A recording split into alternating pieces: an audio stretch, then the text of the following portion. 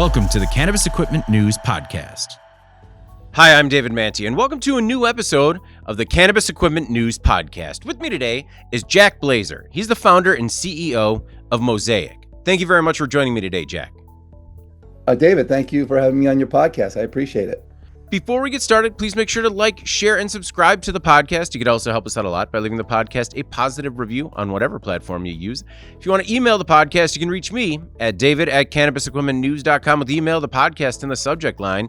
You can also subscribe to our daily newsletter. Make sure you get it delivered to your inbox first. And you can subscribe to us on YouTube and all the other podcast directory platforms, whatever your pleasure.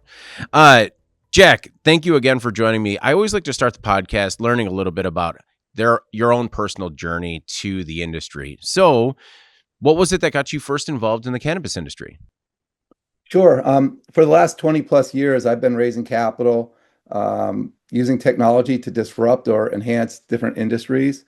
And I made my first investment in the cannabis space just short of 10 years ago, maybe 9 years ago. And it's fascinating. So made the investment because it was a big market that was at the time looking very likely it was going to go federally legal. We know that quite hasn't happened as fast as people expected, but nonetheless fascinating because it's a big market. It's It's 100 billion if you include illicit in the U.S., reaching about 40 billion legal.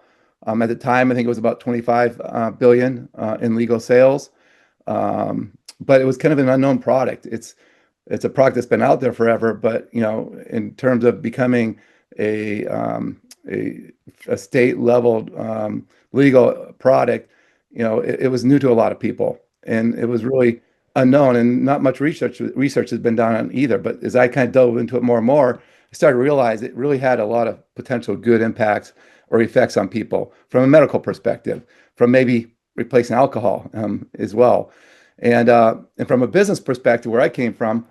The background of taking technology and disrupting businesses, I saw a clear opportunity.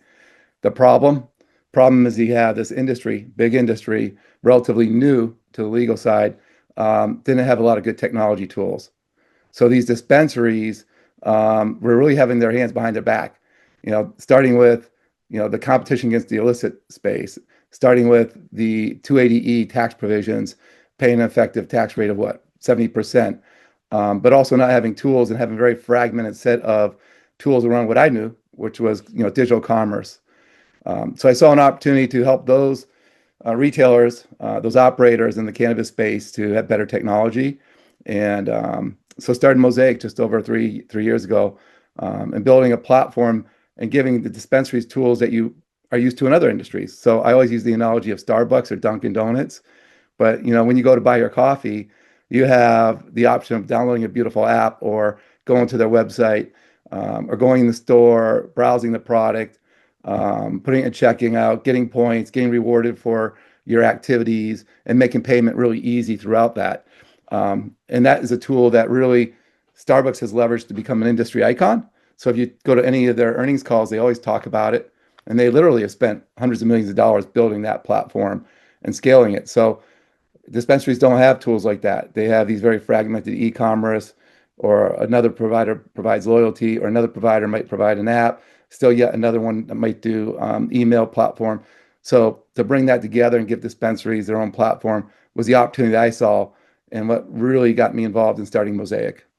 What was that first investment 10 years ago?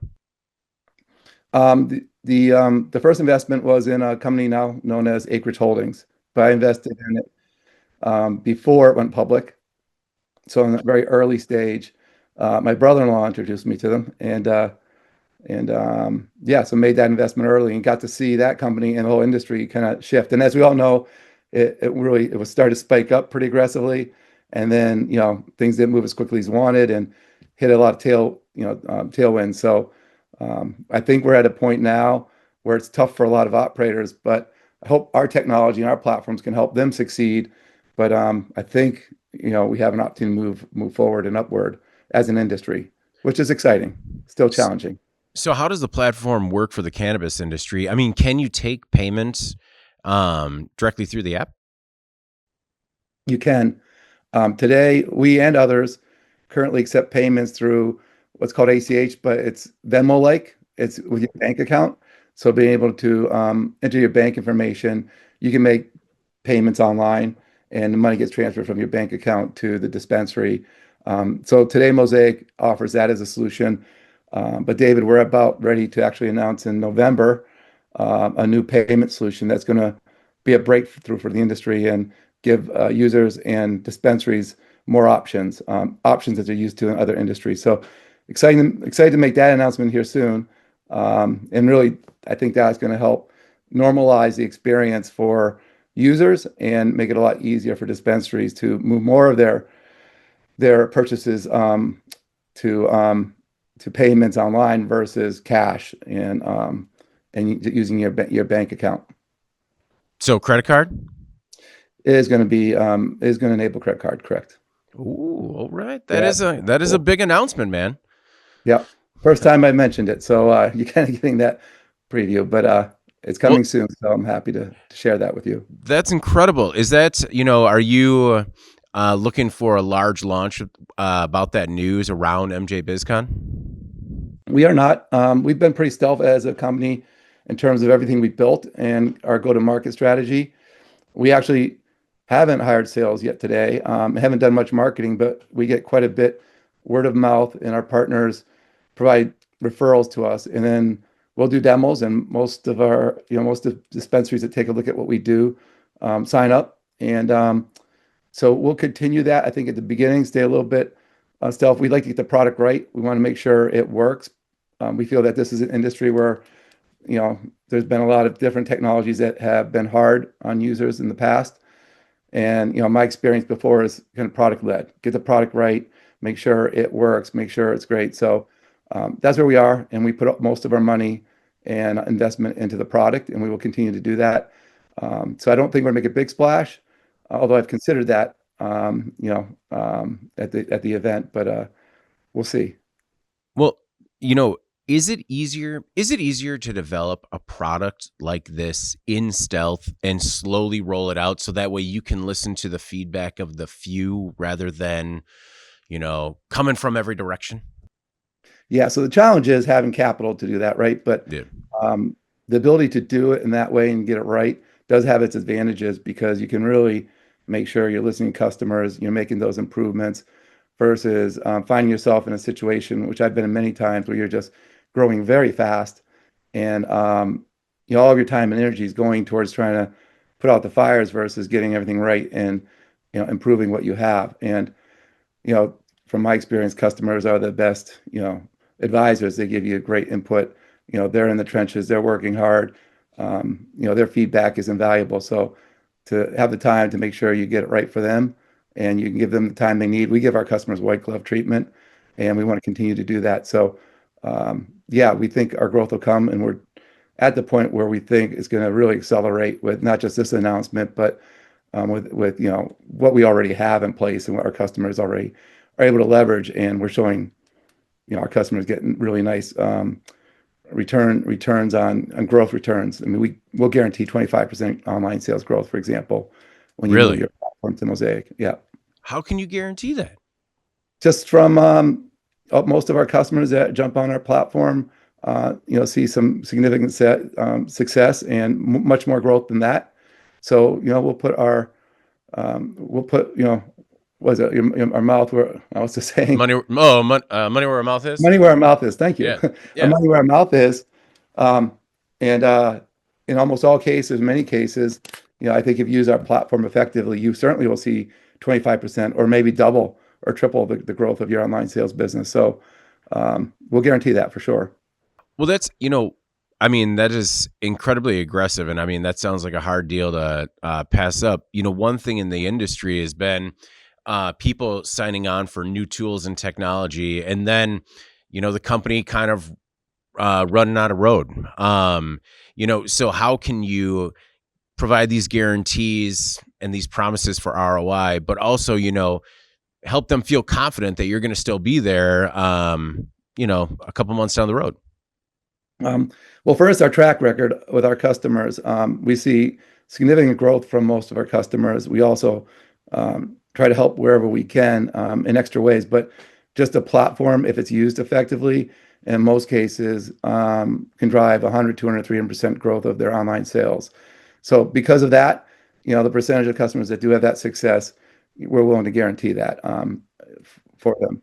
In terms of will we be here, I'm not going to say who yet, but we recently had a significant investment by a major public bank into what we're doing, and they're going to be part of what we're going to be launching here fairly soon.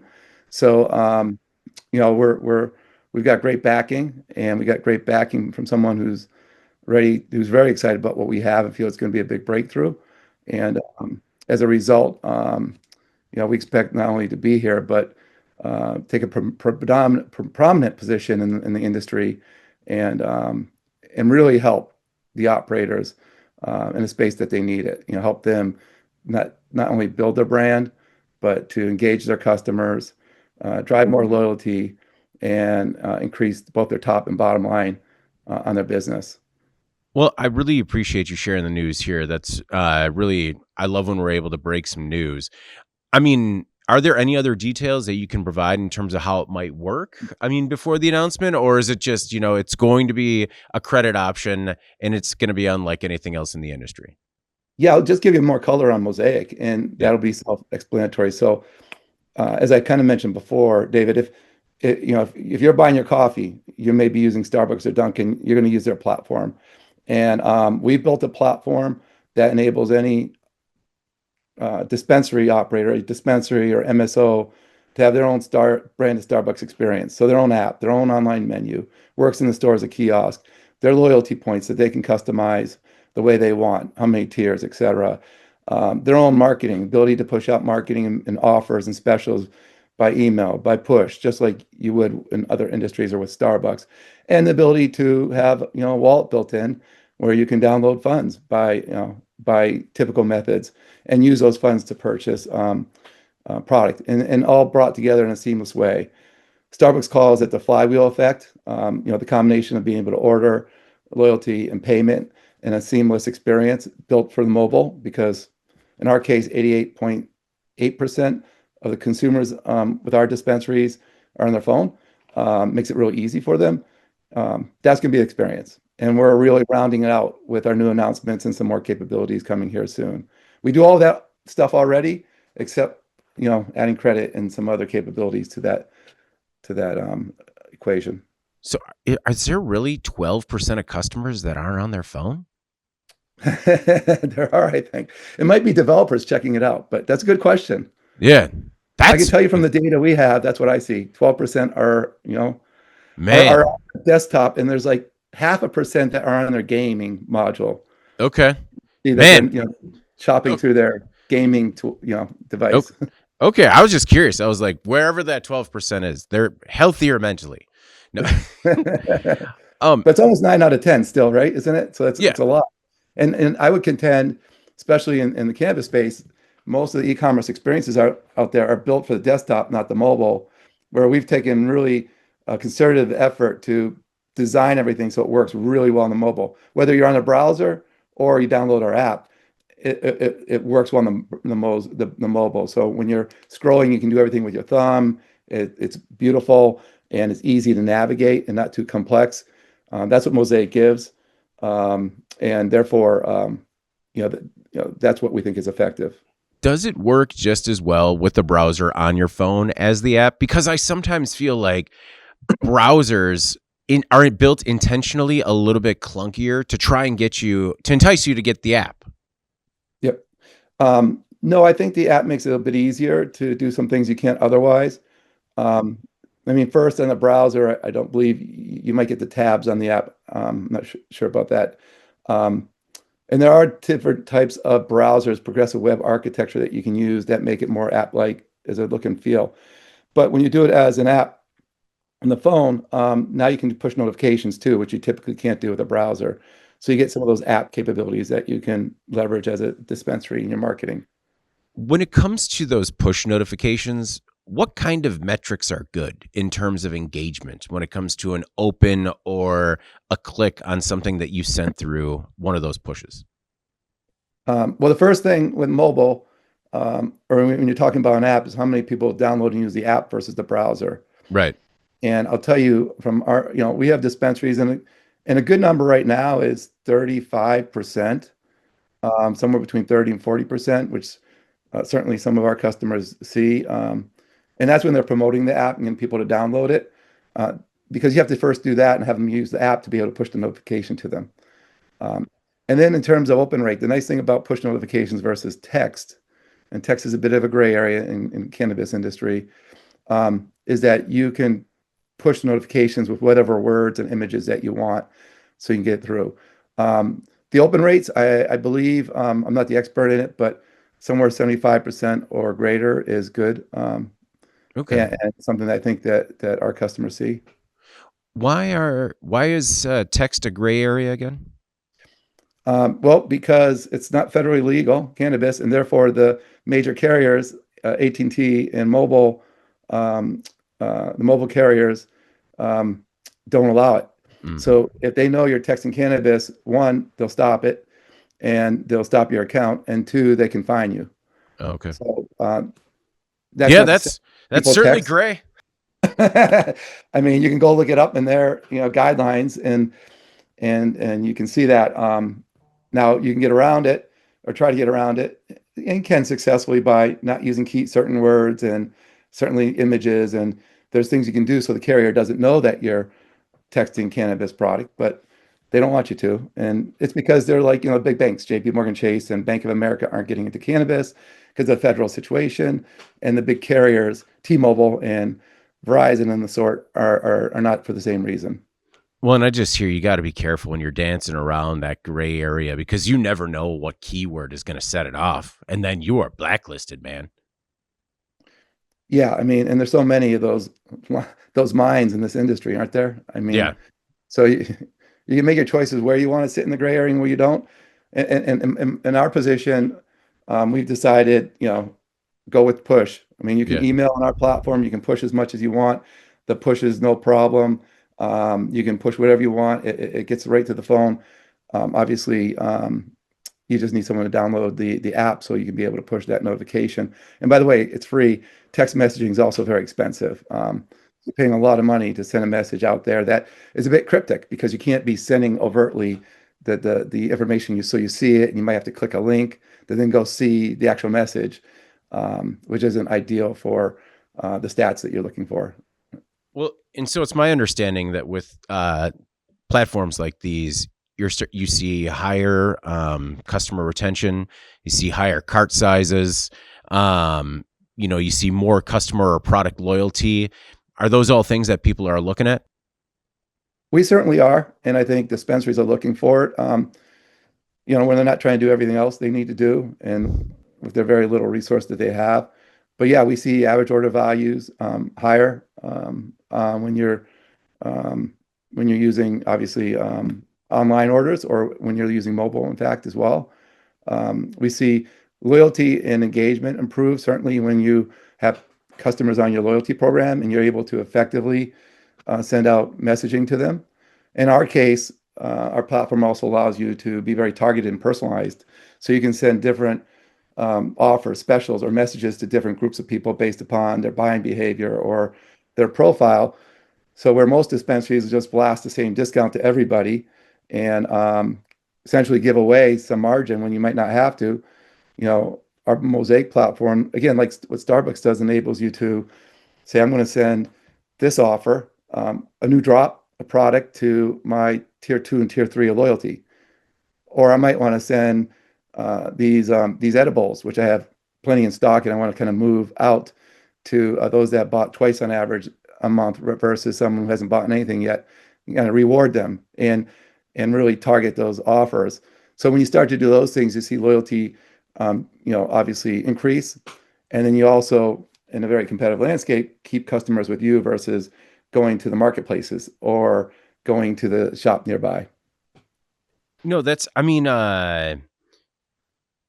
all of that sounds great in theory, but is it easy in practice to kind of slice and dice the data and target people that, based on buying preferences, purchase size, other demographic information? So that's a great question, David, and I'm going to answer it in two or three parts because it's changing and it's getting very exciting from a technology perspective. So the first point I'll make is data is the key in having the data. And one of the advantages we have is Mosaic because we do the e-commerce or the shopping portion, and we capture all those clicks online, but we also do the marketing, so we know offers and what people are responding to there and the payments. We have data across the field that the user behavior that we can use and leverage to start to build profiles and understand those users. Whereas even if you look outside the cannabis, Shopify, they're a 150 billion revenue company, 2 billion, no, 150 billion, valuation company with 2 billion revenue, but they just do e-com. So they don't do the CRM and loyalty. Their partners do that. So they don't have the full view that we might have of that user journey. So first is having the data. And then second, today, there are other platforms as well as ours that you can go and then now you can create groups and segment users and you can think of offers and you can push them out. But there's a bit of training, there's a bit of know-how, and there's probably more art than science too. And what's the right offer to send out? And that's all work. And that's going to take someone hours to do on a weekly basis, but it's well worth it because with those tools, you can now target offers, you can send them out. But now to the exciting part, David, in my mind, is AI. And AI is changing things in the technology space and I think in everywhere very quickly. But we are working on, I know we're not the only one, but we're working and anxious to get out Q1, AI-driven marketing. So imagine this. Imagine you're a dispensary owner where before, if you even had the tools and you trained yourself and had time to do that, you were spending time creating those segments and those offers and sending them out and trying to get some reports and figure out what they mean. The AI becomes very smart and it's doing everything for you automatically. So you walk into Mosaic, it's going to tell you or it's going to send you a message, hey, here are the top 10 promotions that you should run. And by the way, promotion 1 will give you 50,000 increased revenue. Promotion 2 will give you 48,000, et cetera, et cetera. You want to engage them? Yes. Or you can engage in the platform and say, hey, I'm thinking about running a promotion for females over 25 that purchase edibles. What promotion should I, I'm thinking about running a promotion on that because I got a lot of inventory with Camino. What do you suggest? And they'll come back and say, actually, if you did that, this is what we would expect and predict you'd get. And we would actually recommend you tweak it and do the following.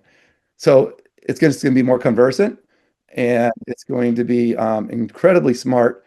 And then if we do it right, it's going to leverage all the data, what's being purchased in the store, what's been purchased online, eventually in the future, what's been purchased elsewhere, and be able to really know, what a user has done, compare that with others, and be able to get promotions on a personal level, targeted area that this person's getting one set of promotions, another person's getting different ones, and we know they're going to work.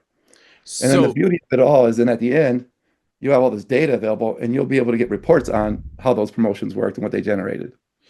So as soon as Q1 next year, admins will be able to have a conversation with this platform and basically say like, hey, we need to move product X. How do you recommend we do it? Or will the engine already know based on shelf life and SKUs what needs to go and then prioritize that product as a recommendation?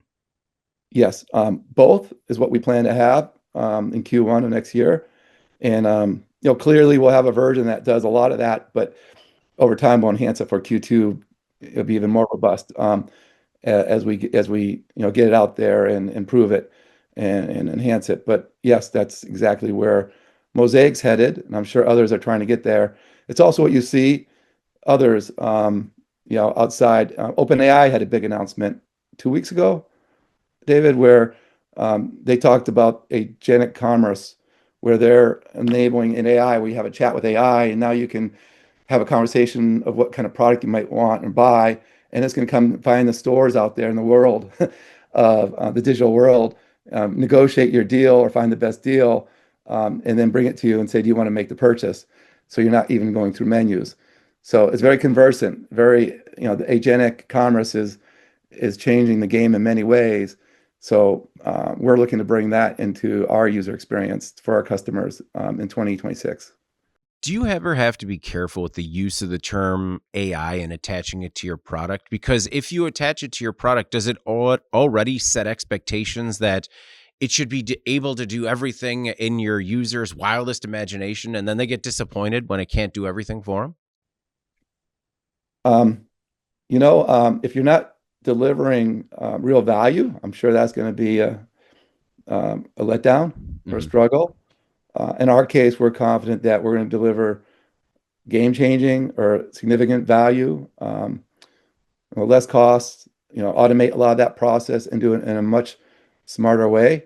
So I have no problem, putting AI in this. And because we are using real AI to do it, well, that's what we're working on right now. And it's going to be significantly different.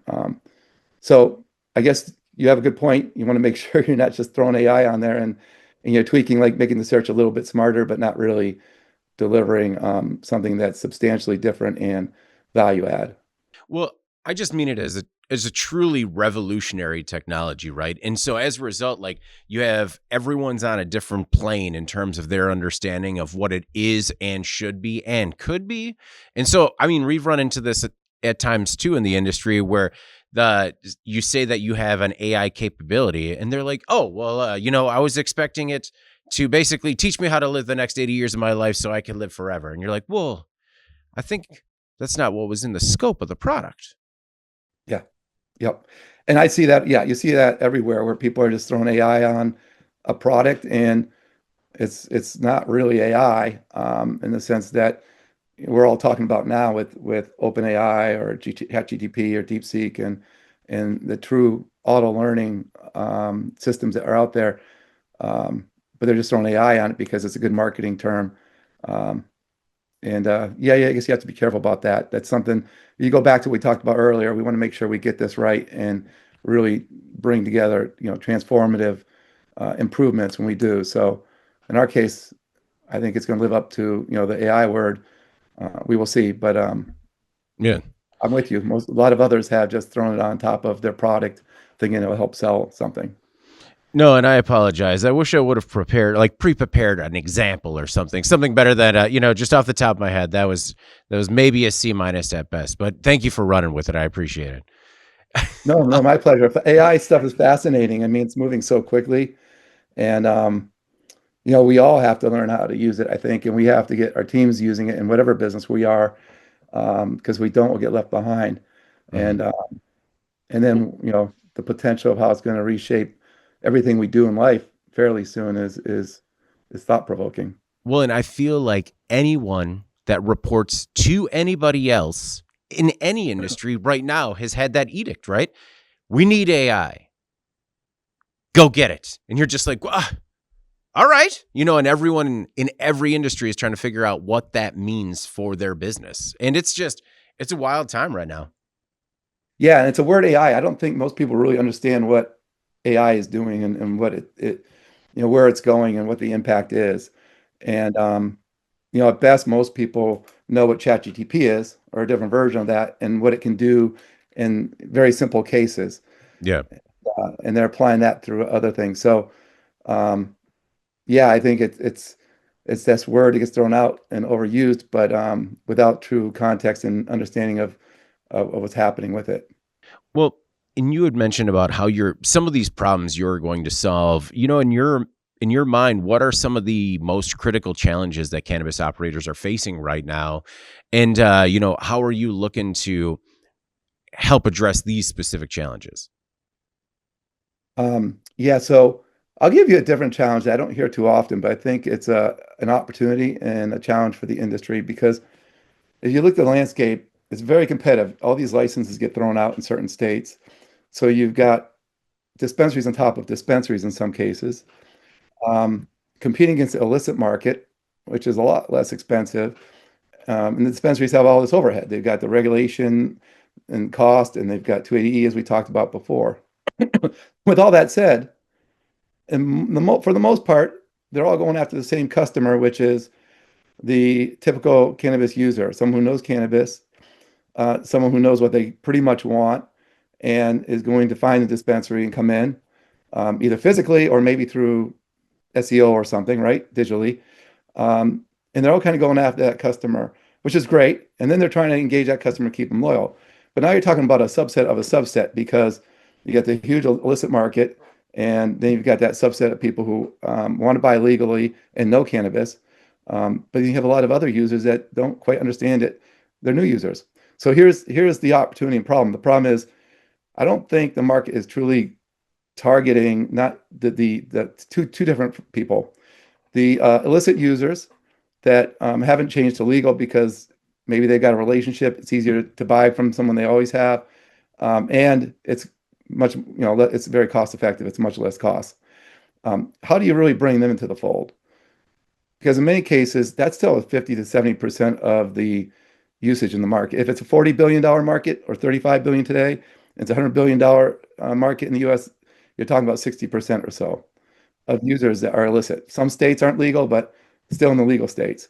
And then there's this other population, new users, that are intrigued by it, that want to use it to help with their sleep, or maybe it's a good replacement over alcohol, which has a lot more harm to your body than cannabis. And cannabis can, obviously have many medical benefits as well.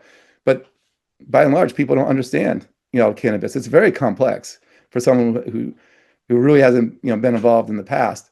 So how do we help the industry? How do we help, in my case, dispensaries attract those people? And in a small way, I think, is give them the tools that they're comfortable with. So, and that's giving them good digital experience so that, that the new user that wants to test cannabis to see if it helps them sleep, or maybe they want to change what they drink, or someone in the illicit market wants to have more options and more choice, or maybe concerned about the quality, or fentanyl being involved in buying it on the street. How do you bring them in? Well, just make it easier for them. Give them tools, an app, online, whatever, to start to look at product, check it out, and then eventually buy it. And that's where we think that more of a modern experience can really help the industry expand the pie versus fight for the same, portion of the existing pie.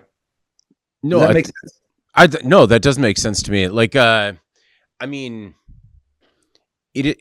I mean, throughout any sort of digital sales process, I guess I'm constantly amazed at how little it takes to lose a customer. Like any sort of hiccup, bug, where it's just like, oh, I'm gonna do something else. And so I do understand that, like, it has to work. It has to work as expected. And especially when we're talking about trying to gain business from somebody else, it truly has to be a better experience for them. Absolutely. And in this industry, I think a lot of the experiences people have with technology or online shopping, or even loyalty is subpar. It's not what they're used to elsewhere. And it's often that they might run into experiences that aren't beautiful, that aren't simple, and therefore they may jump and go somewhere else. So yeah, that's one way we can help is to give them better experiences, better tools.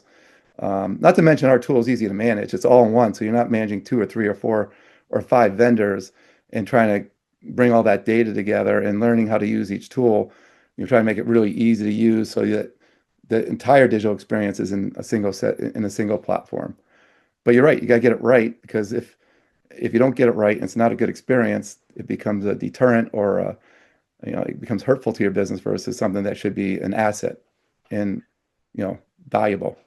Well, another thing that happens when it comes to either switching software providers or buying a new technology platform is people think, the startup, the work to bring it online. What kind of ramp up are people looking at once they choose Mosaic as a partner, just to make sure they do get it right?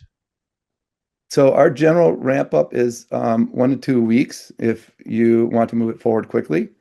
So it's not too difficult for us. We do fully brand the solution with your assets, your marketing assets, so colors, logos. So it's your look, it's your brand, it's your fuel. There's no mosaic on it either. And that'll take us a week once we have the information to do that right. It actually takes us shorter, but we like to plan a week, so we can manage that and others. Um, that's all assuming that we're already integrated to your point of sale. So we're integrated to 5 of the top 10 point of sale systems, the equipment in the store with the inventory and the pricing and what the bud tenders use to process orders. Well, we integrate into that so that we pull that information and push the orders in automatically. So it's very easy for the operator, the dispensary. But if we're integrated to that, then it's not too difficult for us to implement. our service. No, that makes sense. I mean, I just that makes a lot more sense in terms of being able to pull that information from the point of sale system. Then you're not, starting at, you know, ground zero in terms of loading everything in. Yes, and and that on its own, some are better integrated than others. So our ability, we try to integrate as deeply as we can, so everything syncs up, and that you're not duplicating efforts in one system and another system. For example, entering discounts in both the point of sale and e-commerce. In our case, in all cases, it syncs up. So that's a key component of making sure it works well. But because we do that pre-work, it's fairly easy for us to bring another customer that's already on one of those platforms on board. Do you have any insight into the equipment side of the business? How can operators leverage equipment automation and integrated systems to potentially reduce operation costs?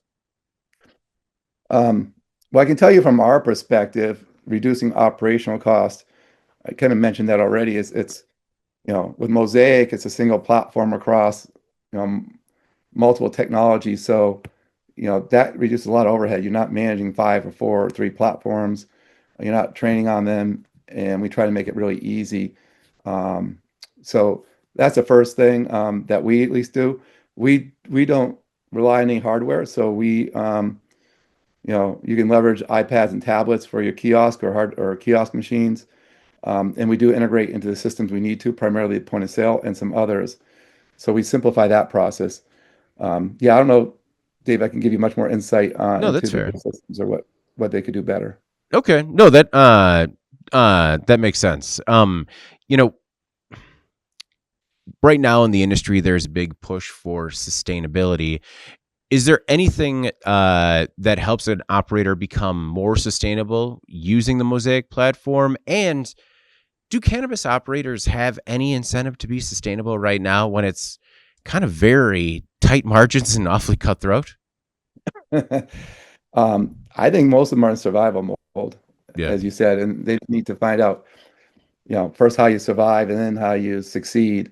So there's a lot of focus there. That's one of the challenges we have is that even if it's fairly simple to make a change, it's hard for someone to do because they've got so many other activities they need to manage. And if you're not a big MSO, a big operator, you're the owner and you're probably doing the books, you're probably managing the marketing, you're managing the systems in many cases, or you don't have too many people managing the different aspects of the business. So, yeah, it's nice to maybe do some of the other niceties that you're talking about, but I think it's really hard, and I'm not seeing too many out there being able to spend too much time on it yet.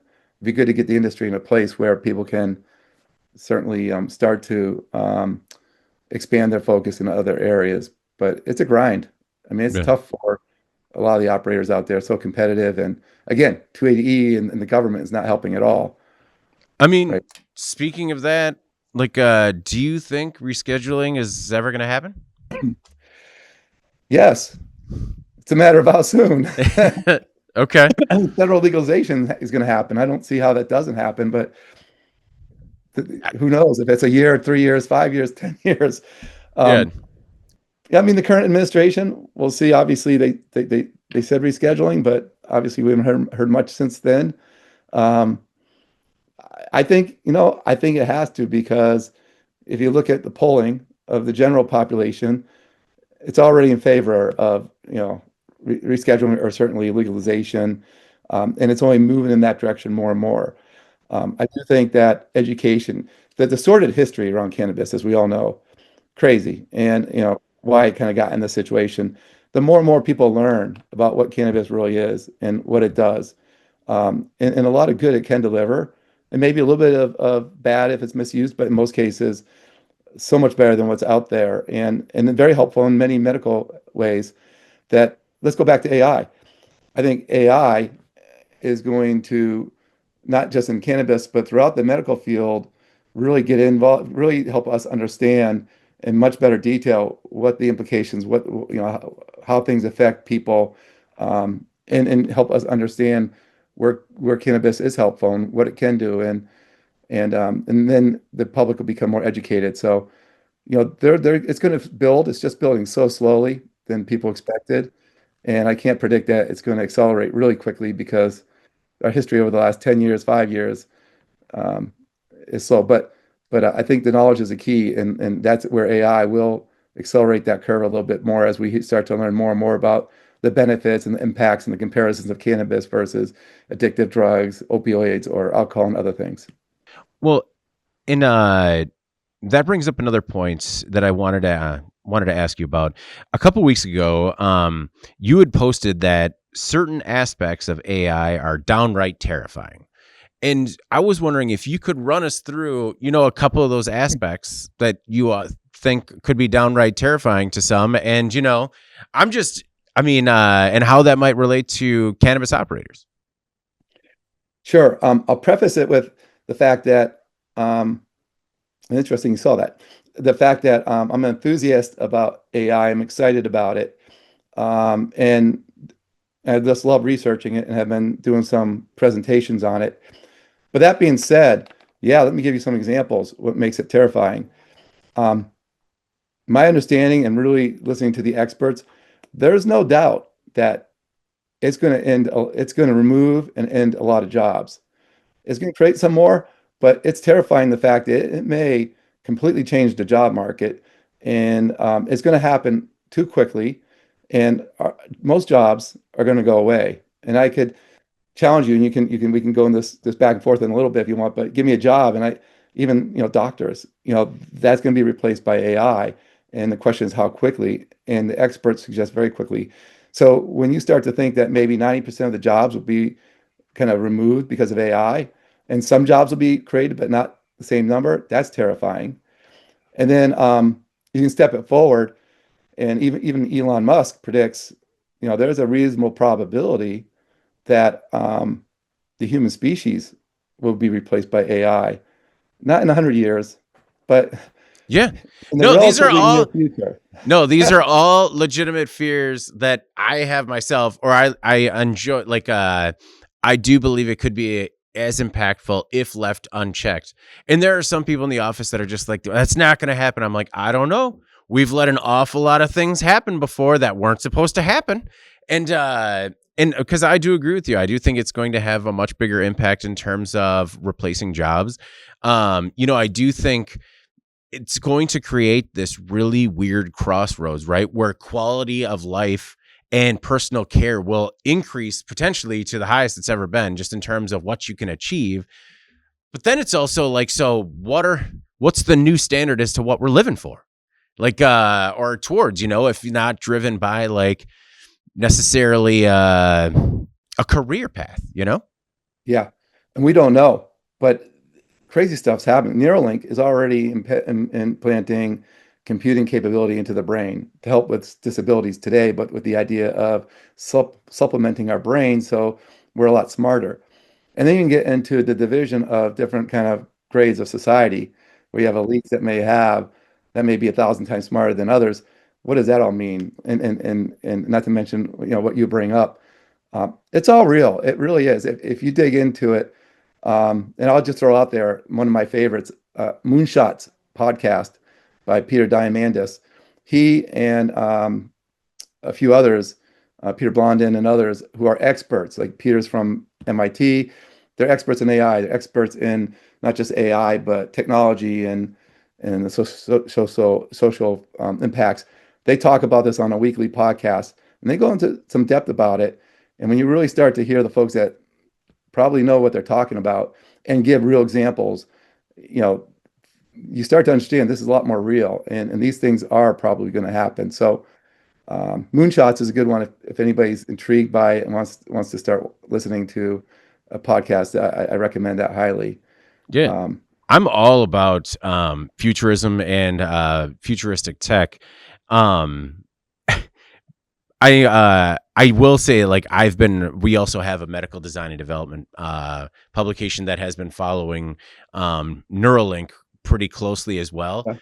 But man, if you have ever worked with bringing any digital product online, even your phone, you realize that it doesn't happen without at least one bug. And that's the only thing for me. I'm just like, I understand when you're bringing mobility and a better quality of life to medical patients, that's truly revolutionary.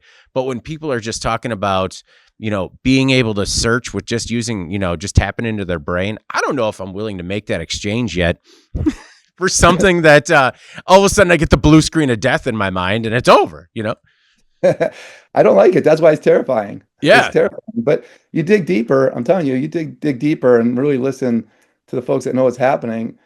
It becomes apparent. It's real, and it's going to happen faster than people think. And people who say AI this or that haven't done that research. I don't think it's terrifying. I'm not. I'd put a pause button if I could, because I don't know what's going to happen in the future, but I'm still fascinated by it. No, I am as well. And I do I like to challenge sort of this like accepted blissful ignorance of like, it'll all be fine. It'll all be fine. And I'm just like, there are going to be humanoid robots working everywhere, and they're going to be doing it autonomously. And we're pretty much going to be replaced in every industry, but no bigs. Let's not worry about it. Yeah, Musk again is got a robotics company, and he said 1 billion robots by 2030, I think. I mean, Yeah. more. It's mind-boggling. And here's the difference for everybody. Okay. It's the difference is that before computing, we kind of told a computer what to do, and more processing, smarter people, it could do great things. Now it's actually self-learning. So now they've taught computers to actually learn on their own, and that's where they're learning how to learn, almost like our brain, and with more and more processing being thrown at it, and literally hundreds of billions and trillions of dollars right now at processing, and that when its ability to continue to learn on its own, it's going to be 1,000, a million times smarter than the human brain. We just can't even talk to it anymore. I mean, it's like an ant talking to a human. You can't have that conversation because they're just in different worlds. Okay. Well, before I've lost everybody in the cannabis audience, although I feel like I could talk about this all day, at least some sort of rudimentary level. Another topic that I saw on your website that I wanted to bring up briefly was there's this topic of how Google's AI shopping updates are going to be impacting dispensaries. Can you speak to that topic at all as to some of the changes that Google has made? And I mean, was that what you were talking about earlier, just in terms about what you want to buy and then negotiating a price everywhere? Is that something that's coming to cannabis? Yes. First of all, what Google, or I should say, Alphabet? well, Alphabet or OpenAI and these AI platforms are doing, Perplexity, is to build what's called agentic commerce. And that is what we talked about before, being able to have a conversation and talk about, in this case, maybe, cannabis and, what kind of effects you might want to have and what would be the best product. And then it can bring recommendations to you. And then based upon those recommendations, be able to make those purchases happen. Now, let me hit pause. Cannabis space, you obviously can't do that in the US because of the federal situation, but that's happening today and going to happen really quickly outside of the US cannabis market. Canada's legal federally, so that's going to be a little bit different. So that'll be a precursor to what's coming into the cannabis space as well. So in the not too distant future, they will have perfected that what's called conversant chat buying process, one click. And yeah, you're gonna be able to have conversations and figure out what's best for you, and it will find the cannabis product for you. And when it opens up in the US market, they'll be able to do that. So that's coming in that sense in the future. What we're trying to do at Mosaic is try to incorporate that into the menus that we currently have, and then tie that into the open platforms. The risk is the Amazons of the world and the Shopifys, they could get bypassed. So I'm sure they're working on their own stuff, but the idea of going into Google Chat or AI, they now have the AI chat, talking to it and getting a product there versus going to Amazon to find a product, that's the way people will probably shop in the future. People suggest. Okay. Well, Jack, it's been incredible talking to you. And I do apologize. I think this is the second week in a row that I've talked about humanoid robots. So for the listeners, I apologize. We'll rein it in. But Jack, before we get out of here this week, is there anything else that you want to make sure the Cannabis Equipment News audience knows about yourself, your work at Mosaic, or, if anything, where they could find more information? Sure. First, you can find more information at mosaic.green, not .com, mosaic.green. Or you can email me, jack.blaeser. It's Blaeser @ mosaic.green. And yeah, we're at the forefront of digital commerce. Mosaic provides dispensaries their own Starbucks-like branded experience, including your online menu and your app and loyalty points, all customized for you, and payments. So if that is of interest, reach out. We'll be happy to show you what we're doing for our clients and compare it with what you currently have, and see if we can help you. If it's something else, reach out still, and we'd love to help you in any way that we can. We want to really help this industry be successful. Again, we know that it's a tough industry and a lot of challenges right now for folks with their hands tied behind their back with the government situation. So where we can help, we're happy to jump in.